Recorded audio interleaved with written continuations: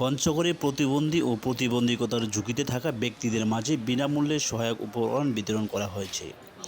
বুধবার বিকেলে প্রতিবন্ধী সেবা ও সাহায্য কেন্দ্রের আয়োজনে জেলা প্রশাসক কার্যালয়ের সামনে তাদেরকে এই উপকরণ বিতরণ করা হয়। অনুষ্ঠানে প্রধান অতিথি হিসেবে উপস্থিত ছিলেন অতিরিক্ত জেলা প্রশাসক সুমন চন্দ্র দাস। তিনি বলেন, প্রতিবন্ধীরা সমাজের অবিচ্ছেদ্য অংশ, তাদের অধিকার ও সুযোগ সুবিধা নিশ্চিত করা রাষ্ট্রের দায়িত্ব। বর্তমান সরকার প্রতিবন্ধী জনগোষ্ঠীর কল্যাণে নানাবিধ পদক্ষেপ গ্রহণ করেছে।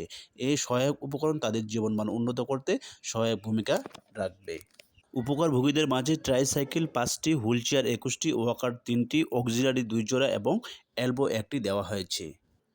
এ সময় পঞ্চগড় প্রতিবন্ধী সেবা ও সাহায্য কেন্দ্রের প্রতিবন্ধী বিষয়ক কর্মকর্তা মোহাম্মদ শাহজাহান এর সভাপতিত্বে উপস্থিত ছিলেন পঞ্চগড় সদর উপজেলা নির্বাহী অফিসার মোহাম্মদ জাকির হোসেন, জেলা শিশু বিষয়ক কর্মকর্তা আখতারুজ্জামান, জেলা কালচারাল অফিসার জাকির হোসেন। আমরা যে সকল দরখাস্ত পেয়েছিলাম সেগুলো আমরা একটা বিশেষ কমিটির মাধ্যমে যাচাই বাছাই করে সরজমিনে যারা সত্যিকার অর্থেই সরকারের এই সুবিধা প্রাপ্তির জন্য উপযুক্ত তাদেরকে বাছাই করে